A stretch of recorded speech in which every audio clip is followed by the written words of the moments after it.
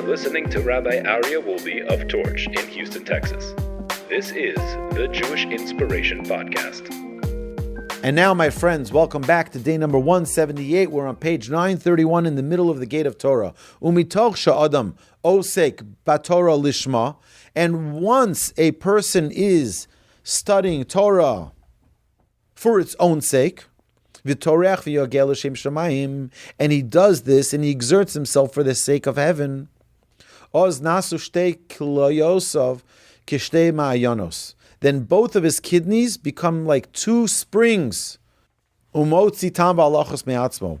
And now he produces reasons and halachos himself.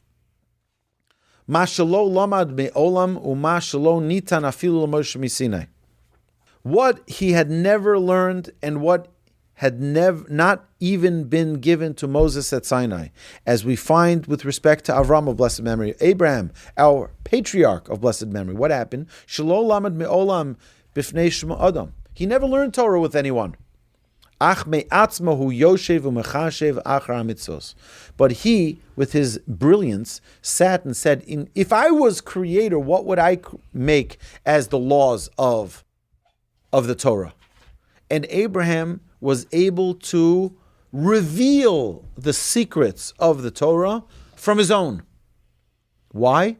Because all he wanted was to connect to God's divine spirit, to the divine inspiration of Hashem. Shelo lamad me'olam b'fnei shum adam. He never learned in a yeshiva. He never learned with a study partner. Ach me'atzmo, but from himself, hayoshev u'mechashev achar mitzvos. He would think about each mitzvah that was a possibility that what God would give us in the Torah, which is how we know that. How do we know that Abraham observed the laws of kosher?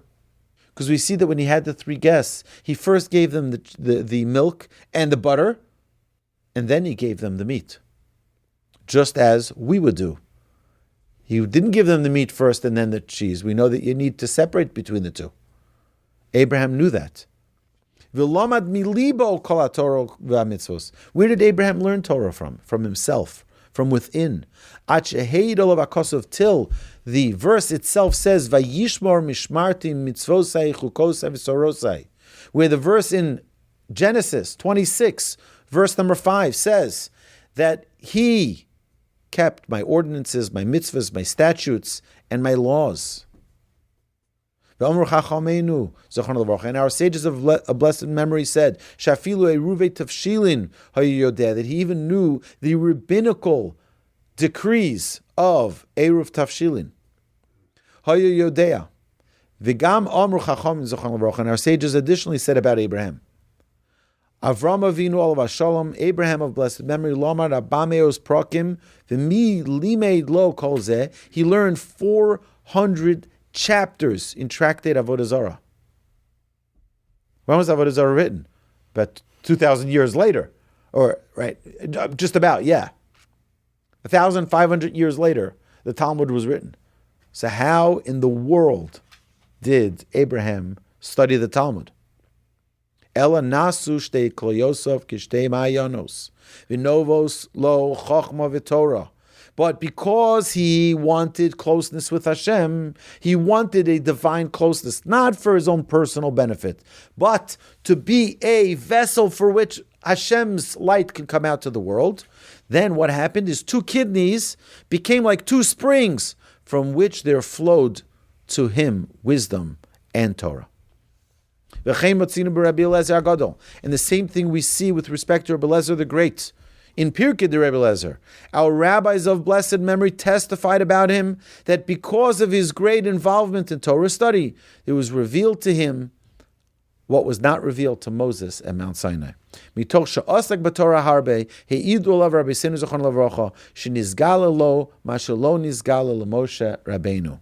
The greater secrets than what was revealed to Moses. And our sages of blessed memory did as follows. Midora shel Moshe Rabbeinu olav hashalom adora shel Yehoshua, miYehoshua l'zkenim l'Nevim l'Sheknes l'Gdolah l'Tanoim l'Amoraim l'Gaonim l'Chol Chachmei Ador she'osku b'Torah harbe v'nosnu nafsham aleo nizgalu lohem rozei Torah v'sodei Chachma. All of these from Moshe to Joshua, to the elders, to the prophets, to the men of the Great Assembly, to the Tanaic sages, to the Amoraim, to the Gaonim, and to all the sages of all the generations. They labored in Torah and gave their lives for it. And to them was revealed the mysteries of Torah and the secrets of wisdom, which one cannot deduce by himself. She'ein adam yachol limtzo be'atzmo. We cannot unless we completely devote ourselves to the word of Hashem.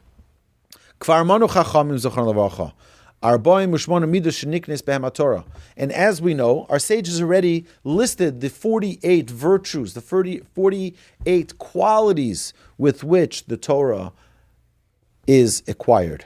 We spent a long time studying the 48 ways based on the Mishnah of Chapter 6, Mishnah 6, in Ethics of Our Fathers, where the Mishnah enumerates what I call the 48 tools for success. If you want the tools for success, the Mishnah enumerates them there for us, and these are the tools that one is required if one wants to really succeed in attaining Torah. Anybody who wants to grow in the path of Torah, yatriach lekayim osam arbaim u'shmona dvarim ve'oz yala l'chol tuv. When a person exerts himself to acquire these 48 traits, then he will achieve all good things. But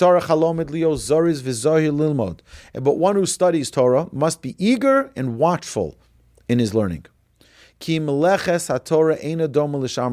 study of Torah is very different than all other occupations. My grandfather was very careful in his writings that, heaven forbid, we should never compare mathematics,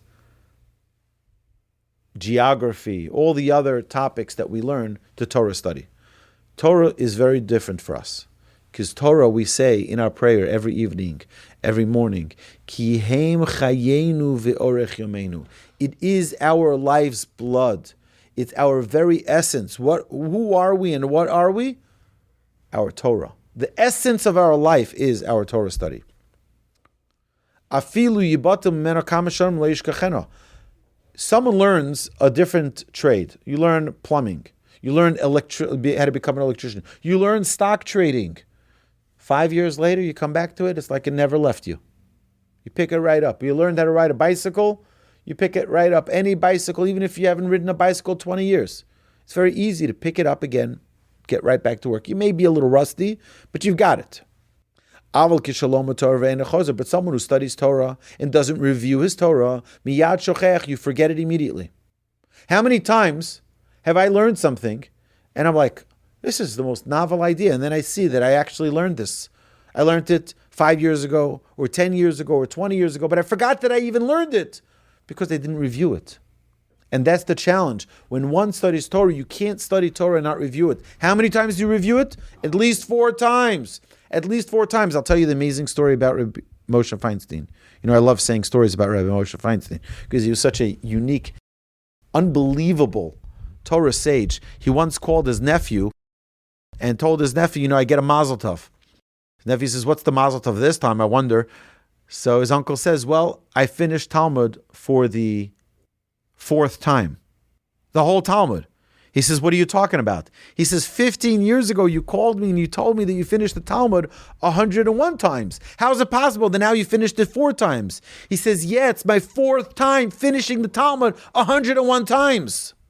Because the Talmud says that someone who learned something 100 times and someone who learned something 101 times, not the same. Eino dome. They're not the same. Because someone who learns at 101 has an even better grasp than someone who... Imagine you read the book of Harry Potter. Lahavdil elef alfei avdalos. Okay? Never to compare between holy and unholy. But if someone were to read the book of Harry Potter 100 times, you'd think they know that book pretty cold. If they read it 101 times, not a big deal. Not with Torah. It's very different, and therefore the goal is always to learn it at least 101 times. Okay, now we don't have to jump to 101. If we just learned it 4 times, if we just learned our Torah, we learned something tonight together, after we should review it 4 times because it takes time for it to become internalized. If we learn something 4 times, then it becomes internalized. So Rabbi Moshe Feinstein, imagine that. 4 times studying. He finished the Talmud of Shabbat. Okay, tractate Shabbat. Every Shabbat. The entire tractate. He learned Maseches Shabbos, the entire Talmud of Shabbat, every Shabbat. So now people ask, oh, Rabbi Moshe, he was just a genius. No, he wasn't a genius. He just reviewed and reviewed and reviewed and reviewed. You know what happens when you review so much? You remember. You know what else is amazing? My rabbi, I asked him what his schedule is. He has a very rigorous schedule. He only sleeps 2.5 hours a night. 2.5 hours a night. I said, Rebbe, how's that possible? You know, sometimes he would be, this is an amazing thing. He would sit in middle of class teaching a group of young, budding rabbis. We're all taking our tests and becoming rabbis. And sometimes in the middle of his words, he would fall asleep. And then he would suddenly wake up and continue exactly where he left off. Exactly where he left off. So one time I said, Rebbe, when are you going to sleep? Like you have to sleep. He says, don't worry. When I die, I'll sleep enough. Right? When I die, then I'll have time to sleep. But right now, I don't have time to sleep. So I asked him, what do you do? Like, you know, I learned about his schedule that he wakes up at 1:30 in the morning every single morning. I said, why? He says, because that's the only time I can study Torah without interruptions. He says, people aren't calling me, asking me halachic questions at 1:30 in the morning. See, he sits from 1:30 in the morning till 6:30 in the morning for 5 hours, and he reviews the Talmud, and he reviews the Mishnah, and he reviews the Halacha, the Shulchan Aruch, and he reviews the Rambam, and he reviews all of the unbelievable Torah that he knows. He keeps on reviewing it. So then he was once in a car with someone. I know who he was with. And the person says to him, Rabbi Berkowitz, well, it's not fair. Not everyone has a memory like you. And he said, well, that's not either fair. Because I don't have a good memory at all. But I just work very hard reviewing and reviewing and reviewing. You know, it's very easy for us to say, oh, they have such a great memory and that's how they know all this Torah. No. The Gaon of Vilna wasn't just a brilliant child prodigy. He reviewed and reviewed and reviewed and reviewed. And I guarantee you, you know, I'll tell you, when I was in 5th grade, there was a visitor who came to town, and he had a theory that if you teach children how to learn in this way, they will remember their Torah that they learn forever. They will remember it. I still remember that Mishnah. I still remember the Mishnah that they taught in that class in 5th grade in 1988. I can tell you that Mishnah by heart. It's an unbelievable, because what do they do? We reviewed it and reviewed it and reviewed it and reviewed it again and again and again. Torah is not just a novel idea. Whoa, that's so brilliant. Do you know, I'll tell you something really interesting. You know, thank God, I've been very, very blessed to learn a lot of Torah and to teach a lot of Torah here in our magnificent Torch Center. Do you know how many times people are in the class and they say, wow, that's unbelievable. It's unbelievable. I'm blown away. That's the most fantastic thing I've ever heard. I said the same thing 2 weeks earlier. They heard it 2 weeks earlier. And they were equally blown away 2 weeks earlier. But because they didn't review it, they heard it again and now are blown away again. But the truth is, we should always be blown away by the Torah we study. But it should be reviewed and reviewed so that it's not every time like the first time I've heard it. Well, the truth is that when we learn Torah, we'll see, this is a little bit of a confusing idea, but the Torah says, our Mishnah teaches us that when you learn Torah, it should be like the first time you've ever studied with such excitement, but we should also be able to remember what it is that we studied. Umishi ala alibo lio zoch lederach haTorah yatriach likayim osam arboim ushmona dvorim v'oz yala l'chol tov. So these 48 tools for success are key and are essential for our success in Torah study. V'tzorach halimud lio zoriz v'zori v'tzorach halomed lio zoriz v'zohir lilmod. Kol melechas haTorah eino doma l'shar malachos, ki adam halomed shar malachos afilu yibatim min hakama shanim lo yishkechana. Other trades, other occupations, other subjects. One studies, they can leave it for 5-10 years. They go right back to that welder, and they know exactly what they're doing. The DJ knows exactly how to get back onto his machine and be a great DJ. But if someone studies Torah and doesn't review it, he forgets it immediately.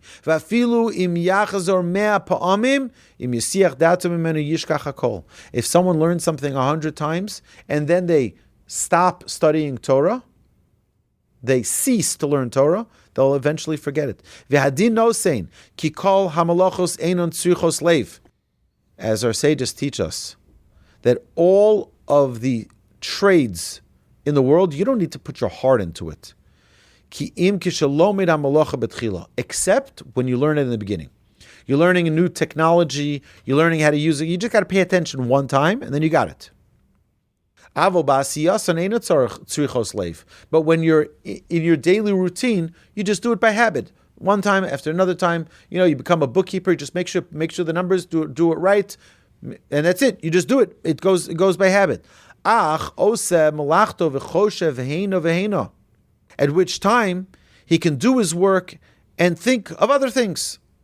He can be busy daydreaming, but he's just doing it autopilot.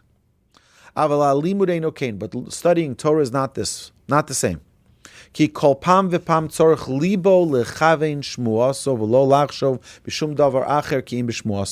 a person is studying Torah, they need to be focused, zeroed in on Torah study, and not to daydream, and not to think about other things, and not to travel to Mexico while we're learning Torah. You know what it says? The verse in Psalms says something incredible. I'm going to give it to you in basic translation, and this is Psalm number 20. It says amazing at the end. Some with chariots and some with horses, meaning, our sages tell us, some, how do they travel the world? They have to go with chariots, they have to travel with horses, and they travel the world. He says, but do you know how we travel the world? B'shem Hashem Elokeinu Naskir. In the name of Hashem, our God, we call out, and then we're all over the place. Where do you want to go? To France? Just start praying. You'll be in France. Just start praying. Imaginations begin to attack us, right? You ever wonder what the geysers in Yellowstone look like? Just start praying. You'll see it in your vision. You'll have a vision of it, because the Yetzer Hara is so strong, he doesn't want us to learn Torah. He doesn't want us to be involved in our godly pursuits. That as soon as we start, he attacks us with all of those thoughts. He attacks us with all of those, I wonder what it would be like to be in Mexico. I wonder what it would be like to be in Puerto Rico. I wonder what it would be like to be in Cancun or in Costa Rica or wherever it may be. Suddenly we're dreaming. Maybe I saw that the Olympics are in Italy. Maybe one day I should go to Italy. Not a bad idea, right? And suddenly you're dreaming, because what did you do? You gave the Yetzer Hara an opportunity. What's the opportunity? Open a Torah. You open the book of Torah. You study a Mishnah. You study what we're learning here in the Gate of Torah. He tells you this is the weapon of the Yetzer Hara. You have to be zeroed in and focused. And don't let your Yetzer Hara attack you. Don't let your Yetzer Hara, because the minute you let your Yetzer Hara attack you, before you know it, you're like, 1 second, where am I? Oh my gosh, this is where I started off. I was learning Torah. But what happens? Your imagination takes over. Your Yetzer Hara so much doesn't want you to learn that he does everything he can. And then one who is able to remove himself from all of the thoughts, from all of the interruptions. Sorry, I skipped a page. Someone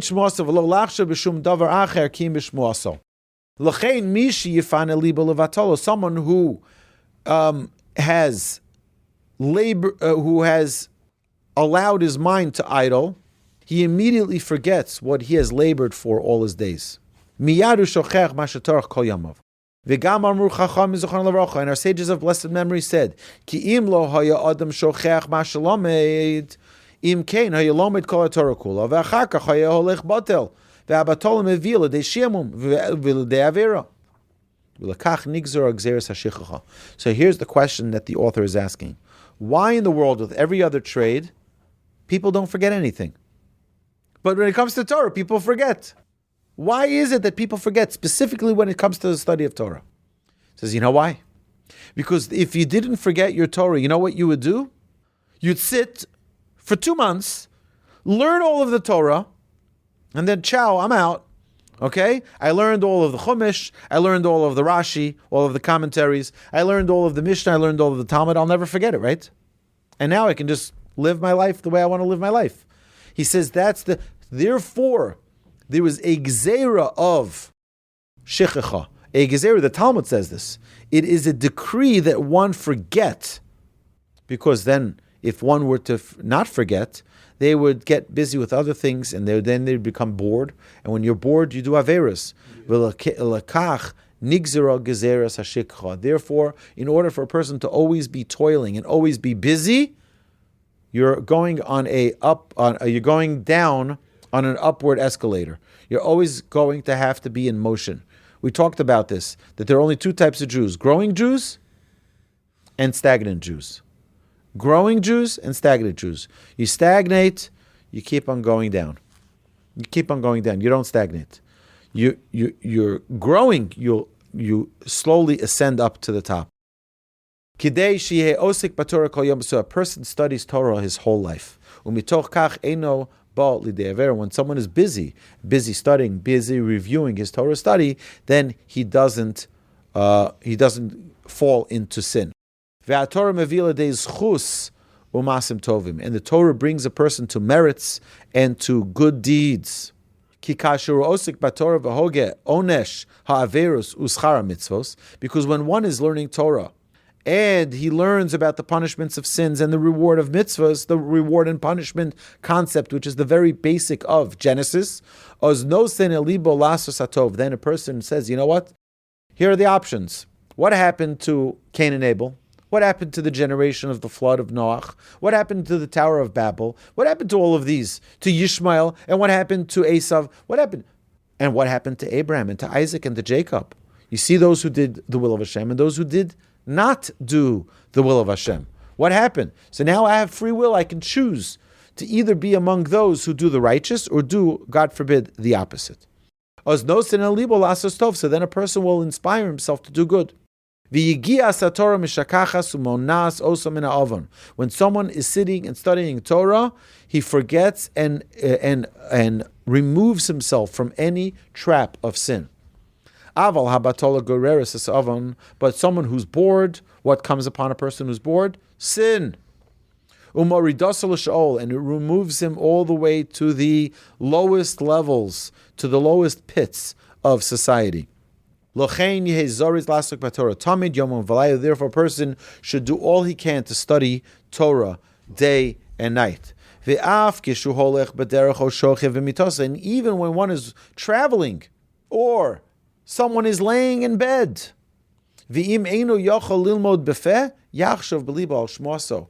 right? Even when someone is traveling, what do we say in our Shema every single morning and evening? When I lie down and when I arise. Meaning, even when I'm lying in bed, we should think thoughts of Torah. By the way, you can listen to a Torah podcast when you go to sleep. It's a good thing. It's a good thing. Put it on sleep mode so that after 15, 20 minutes, you're already sleeping. I don't know if this is creepy or not, but I had someone tell me, I love your voice. It's so soothing, Rabbi. I love falling asleep to your voice. I don't know. I thought my words of Torah would hopefully wake them up. But, everyone to each their own. Either way, v'az kiyem, and then a person is fulfilling the verse in Joshua, which teaches us, v'yigisa bo yom v'layla, and you shall study Torah, you shall toil in Torah day and night. Ki eno omer v'dibarta bo yom v'layla. It doesn't say you shall talk, you shall speak about it day and night, but rather you shall toil in it. Ela v'higisa, but it should be a constant toil of study Torah. V'higayon eno ela belev. Toil takes place in the heart. And this